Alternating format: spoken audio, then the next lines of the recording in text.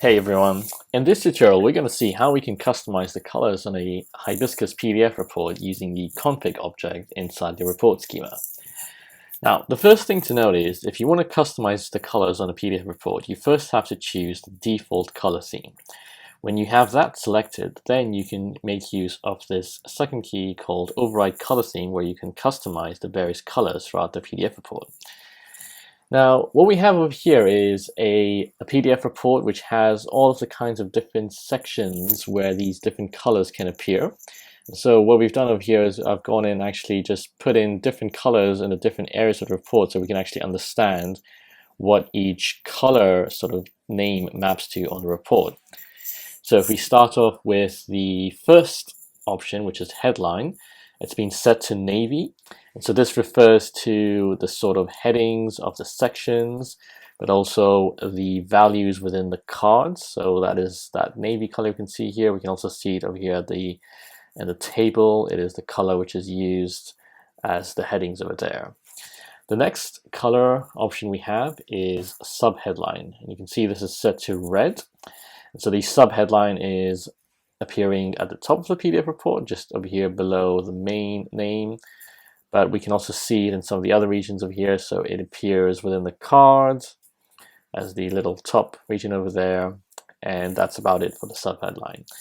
The next one is the accent, which is being set to dark blue. So the accent is basically very rarely used throughout the PDF report, but one of the reasons it's used is, for example, over here, just underneath the top heading. So we can just go ahead and change that to something a bit more different, so it's a bit more obvious. So it's a green, and you can see it over there appearing under the section over there and over there at the top. So it's always used sparingly throughout the reports. The next section is the background, and this appears in particular parts throughout the PDF report. So the background over here is set to light blue, so you can see it is, for example, the background color used for a card. So if I was to change this to something else, like maybe you can say light green, you can see it over there. It appears on the card, but as you can see, it is also being used to put the sort of the background color for the headings of the table. The next section we have is called light background. So this one by default in most themes is set to white, and so the idea is that it is invisible, but you can sometimes enable it. So for example, if we see over here, we have these two section components which do not have the highlighted key set on them. So the difference over here is you can see the top and bottom have the highlighted key, so when they're highlighted they have a different color background, but these do not, and that is because they have the light background always set to white. But we can actually go and set that to another value apart from white, and we can actually see we now get a different behavior. So we can actually apply a subtle background to sections which don't actually have the highlighted key. So maybe this makes it nicer to actually see the boundaries of your different sections. Let's go ahead and put that back at white. And then finally, we have the highlight over here and highlight text. And these are used, as we can see over here, they're used inside the highlighted card component.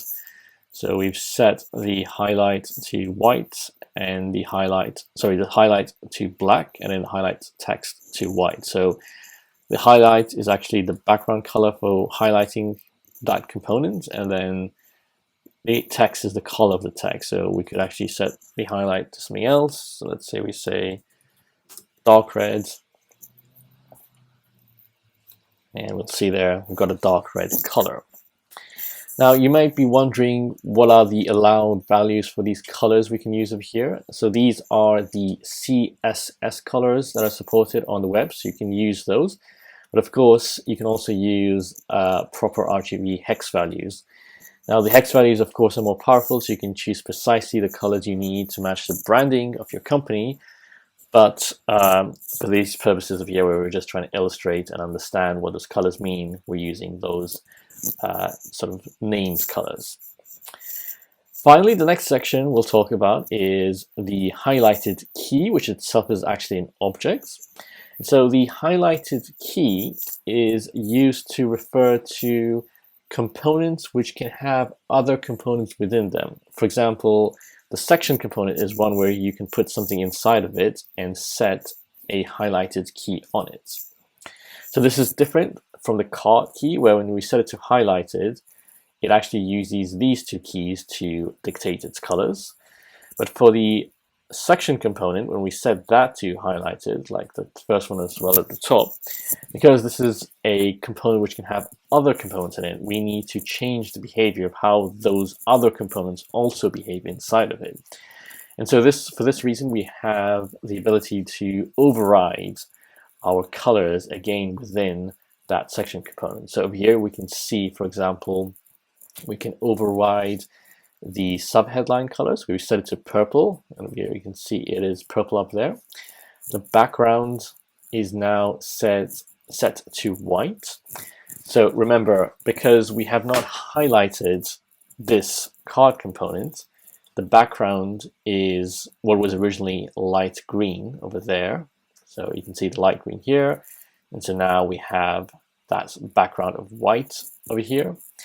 And then the light background is actually the background now, which is going to be applied to the highlighted section. So in this case, Hibiscus would normally overwrite the light background to a value, color, and this is how it achieves that highlighted effect for us. But the power of putting it inside this highlighted key is that we can selectively control the component colors inside as well. So for example, let's go and make one of these highlighted.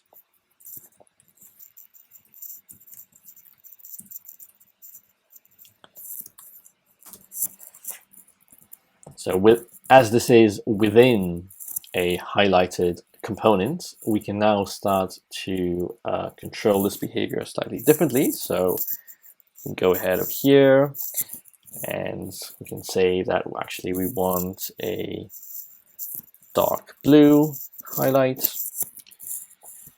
And now we'll see we have dark blue color within the highlighted component, which only applies because the section has highlighted on it. But if we were to remove the highlighted property, we will see we will default to the colors which are outside of the highlighted object.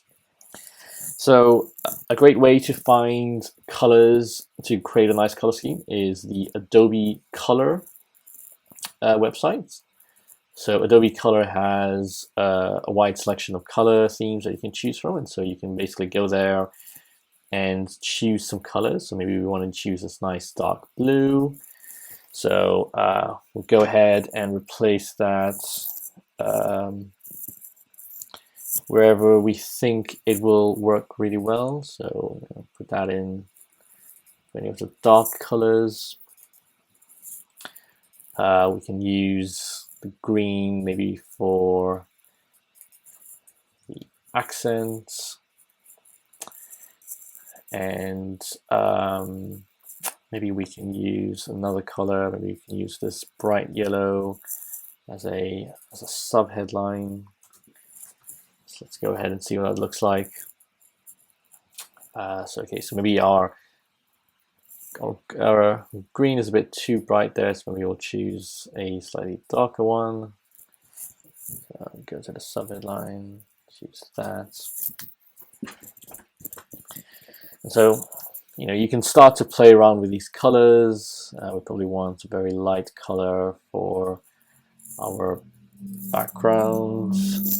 That will make it a bit easier to read that. Maybe the subheadline, maybe we can go back to black again over there. And so, you can start to play around with all these different colors and very quickly and easily create a PDF report which matches your company branding. So that was probably a bit too dark over there. We want actually put the highlight color over there. So as you can see, in just a matter of seconds, you can start to match the branding of your company by just overriding the color theme. And so you don't need to be restricted to the options of the color themes which are available on Hybiscus. So if you want to see what options are available, you can simply go to the documentation in the Hybiscus website, go to themes. There are a number of themes you can choose from over here, but of course you can customize the color theme by looking at this documentation over here.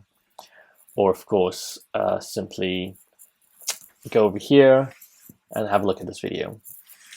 Thanks for watching.